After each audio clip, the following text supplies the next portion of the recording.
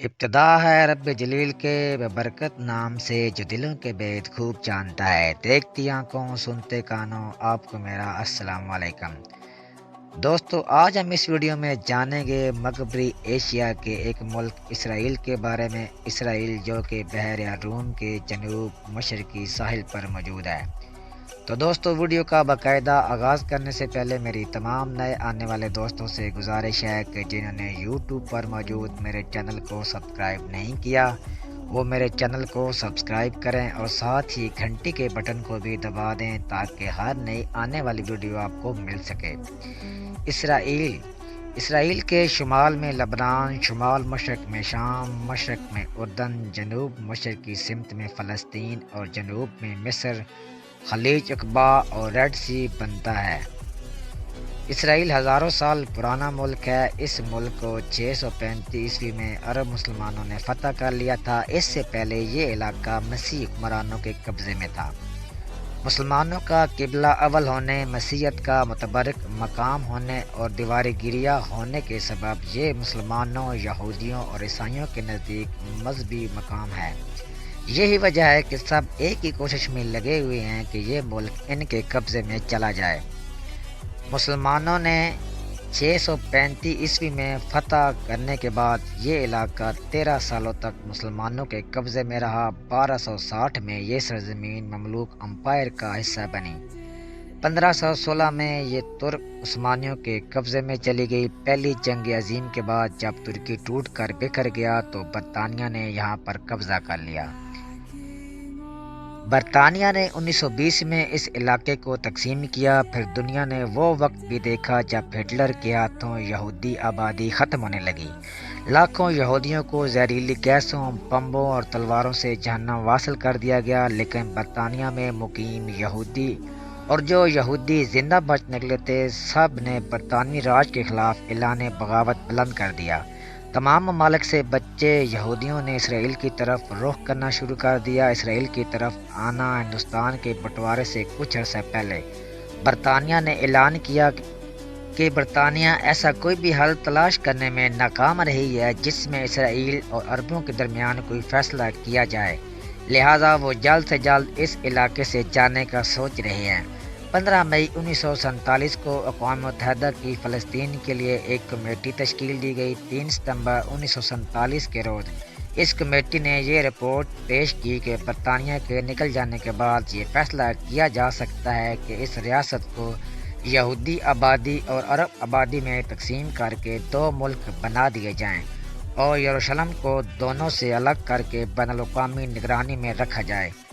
20 نومبر کو یہ قرارداد منظور کر لی گئی۔ یہودیوں کی تنظیم نے اسے مکمل طور پر تسلیم کر لیا، لیکن عرب ممالک نے اسے مسترد کر دیا۔ 14 مئی سن 1948 کو برطانیہ اس ملک کو چھوڑ کر مکمل طور پر نکل گیا۔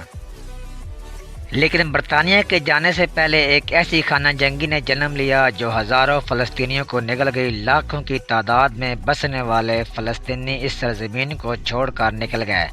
برطانیہ کے نکل جانے سے ایک روز پہلے اسرائیلی بانی ڈیوڈ بن گوریان نے مملکت اسرائیل کا اعلان کر دیا۔ اگلے روز 4 عرب ملکوں نے اسرائیل پر دھاوا بول دیا، مگر لاکھوں مزید فلسطینیوں کو اس سرزمین سے نکال دیا گیا۔ لاکھوں کی تعداد میں مسلمانوں کو مار دیا گیا۔ 11 مئی 1949 کو اقوام متحدہ نے ریفرنڈم کرایا جس میں فلسطینیوں کی تعداد تو پہلے ہی اس خطے میں ضم ختم ہو چکی تھی اور دیگر ممالک سے یہودیوں کو بھی یہاں لایا جا چکا تھا۔ ریفرنڈم کا فیصلہ اسرائیل کے حق میں آیا۔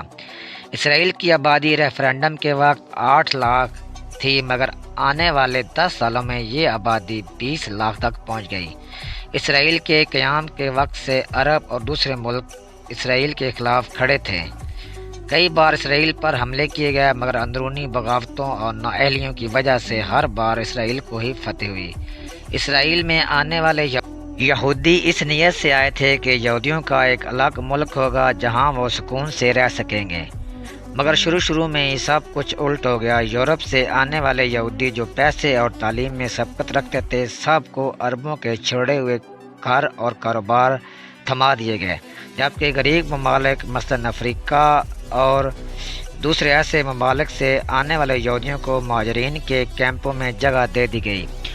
1977 میں انور سادات نے، جو مصری صدر تھے، اس نے اسرائیل کا دورہ کیا۔ اس سے قبل کسی بھی عرب ملک نے اسرائیل کے وجود کو نہیں مانا تھا، مگر اس کے بعد امریکہ اور اسرائیل کی فنڈنگ کی وجہ سے آج بھی کئی مسلم ممالک اسرائیل کی حمایت میں کھڑے ہیں، جبکہ پاکستان آج بھی ایک ایسا مسلم ملک ہے جو اسرائیل کے وجود کو مانتا ہی نہیں۔ پاکستان کے پاسپورٹ میں یہ صاف الفاظ میں لکھ رکھا ہے کہ یہ پاسپورٹ اسرائیل کے سوا پوری دنیا کے لیے قابل قبول ہے۔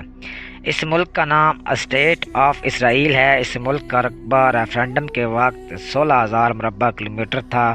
1960 میں ہونے والی جنگ کے بعد 20,777 مربع کلومیٹر بن گیا، لیکن اسرائیلی مشرقی یروشلم گولان کی پہاڑیوں کو ملا کر اپنے ملک کا رقبہ 22,072 مربع کلومیٹر بتاتے ہیں، اور یہی رقبہ اسرائیل کے قوانین میں بتایا جاتا ہے، جبکہ ویسٹ بینک پر قبضہ کرنے کے بعد یہ ملک 27,000 مربع کلومیٹر تک پھیل جاتا ہے۔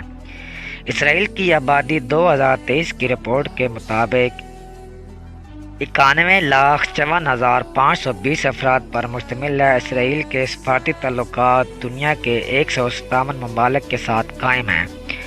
عرب کے 3 ممالک مصر، اردن اور مورطانیہ اسرائیل کے ساتھ تو سفارتی تعلقات بنائے ہوئے ہیں، مگر مصر کی عوام اسرائیل کو دشمن ملک ہی سمجھتی ہے۔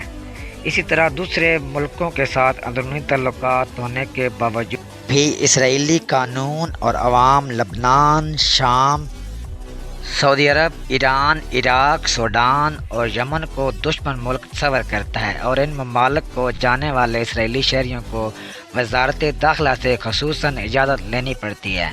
اسرائیل کے بارے میں اگر دلچسپ حقائق کی بات کی جائے تو آئنسٹائن ایک ایسا قابل بندہ تھا جسے اسرائیلی حکومت نے اپنا صدر بنانے کی پیشکش کی تھی، جسے آئنسٹائن نے مسترد کر دیا تھا۔ ایک وقت تھا جب یہاں مسلمان بسا کرتے تھے، لیکن اب یہاں آبادی کا تقریباً 18% حصہ مسلمان ہے اور 2% مسیحی لوگ، جبکہ باقی مختلف مذاہب کے یہودیوں کی نسل ہے۔ اسرائیل اتنا چھوٹا سا ملک ہے کہ اگر آپ ایک سائڈ سے دوڑنا شروع کر دیں تو آپ 2 گھنٹے میں بآسانی اس ملک کو پار کر جائیں گے، اور اگر آپ اوپر سے نیچے دوڑنا شروع کریں تو 9 دنوں میں آپ یہ ملک پار کر سکتے ہیں۔ 1948 سے 1980 تک اسرائیل میں اسرائیلی لیرے کا استعمال ہوتا رہا، جسے اسرائیلی پاؤنڈ بھی کہا جاتا تھا۔ 1985 سے لے کر اب تک استعمال ہونے والی کرنسی کو جدید شیکل کہا جاتا ہے، جو کہ آج کل 2023 میں 67.74 روپے پاکستانی روپے کے برابر بنتی ہے۔ یروشلم شہر، جس کے ایک حصے پر اسرائیل کا قبضہ ہے اور دوسرے حصے پر فلسطین کا۔ اسرائیل نے کچھ عرصہ قبل یروشلم کو اسرائیل کا دارالحکومت ہونے کا درجہ دیا تھا۔ یروشلم تاریخ کا وہ شہر ہے جسے 2 بار صفحہ ہستی سے بالکل مکمل ختم کیا جا چکا ہے۔ تقریباً 25 بار اس شہر کا محاصرہ کیا گیا ہے اور 55 بار اس شہر پر حملے کیے گئے ہیں۔ دنیا میں کسی بھی کمرشل فلائٹ کو سب سے زیادہ مسافروں کو لے جانے کا ریکارڈ بھی اسرائیل کی نیشنل ایئر لائن کے پاس ہے، جس نے ایک دفعہ 1088 افراد کو ایک جگہ سے دوسری جگہ منتقل کیا تھا۔ امریکہ اسرائیل کی ہمیشہ سے پشت پناہی کرتا رہا ہے۔ شاید یہی وجہ ہے امریکہ ہر سال بلین آف ڈالر امداد اسرائیل کو دے دیتا ہے۔ سال 2014 کو اسرائیل کو ملنے والی امداد 3.1 ملین ڈالر تھی۔ اسرائیل دنیا کا وہ پہلا ملک ہے جہاں سب سے زیادہ میوزیم ہیں۔ اسرائیل ایک ایسا ملک ہے جس کے اسکولوں میں جب الجبرا پڑھایا جاتا ہے تو پلس سائن کا استعمال نہیں کیا جاتا، بلکہ اس کی بجائے الٹا ٹی کے ذریعے وضاحت کر دی جاتی ہے۔ اسرائیلیوں کے نزدیک پلس سائن کرسچین کی علامت ہے اور وہ یہودی ہو کر اس کا استعمال نہیں کر سکتے۔ یہاں انسانوں کی اوسط عمر 77 سال تک ہوتی ہے، والے ملکوں میں نہیں آتا۔ فی کس آبادی کے حساب سے اسرائیل دنیا میں سب سے زیادہ کمپیوٹر رکھنے والا ملک ہے۔ امریکہ، روس اور چائنا کے بعد سب سے زیادہ ایئر فورس رکھنے والا ملک اسرائیل ہی ہے۔ ٹوکیو، نیو یارک کے بعد سب سے زیادہ ریستوران اسرائیل کے شہر تل حبیب میں ہے، جو اسے ریستورانوں کے حوالے سے بھی دنیا کا تیسرا بڑا ملک بناتا ہے۔ اسرائیل دنیا میں سب سے زیادہ سبزیاں اور مٹھائیاں کھانے والا ملک ہے۔ تو ان دنوں اسرائیل اور فلسطین کے درمیان بہت گھمسان کی جنگ شروع ہوئی ہے، تو جہاں اس وقت بہت سے فلسطینی اور اسرائیلی بھی مارے جا چکے ہیں۔ فلسطینی شہید لوگوں کی تعداد کم از کم 5,000 سے زائد تجاوز کر چکی ہے۔ 15,000 فلسطینی عمارتوں کو زمین بوس کر دیا گیا ہے۔ اس وقت سب سے زیادہ جو متاثر علاقہ وہ سب سے زیادہ غزہ ہے، جس میں بہت ہی زیادہ لوگ شہید ہو گئے ہیں اور مسلمانوں کی بہت سی تعداد زخمی بھی ہے۔ فلسطین اور اسرائیل کے درمیان جنگ کی سب سے بڑی وجہ بیت المقدس ہے، کیونکہ دونوں ممالک اسے اپنا دارالحکومت تسلیم کرتے ہیں اور دونوں ممالک کی اسے اپنی مقدس جگہ سمجھتے ہوئے چھوڑنے کے لیے تیار نہیں ہیں۔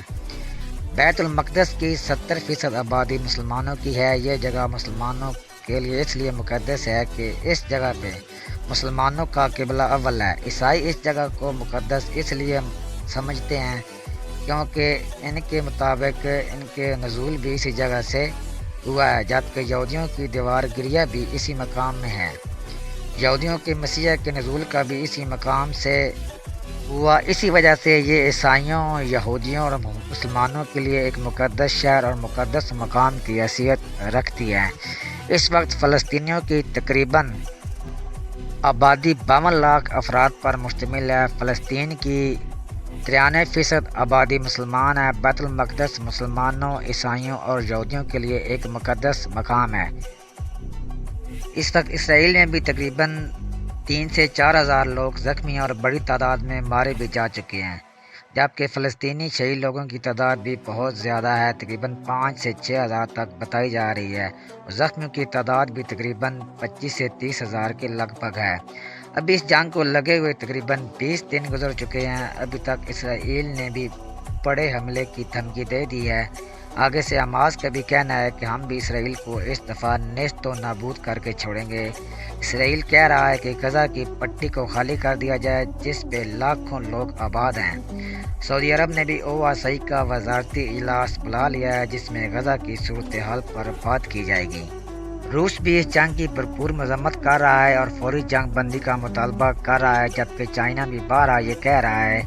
سعودی عرب نے غزہ کی نقل مکانی کو 2 ٹوک الفاظ میں مسترد کر دیا ہے۔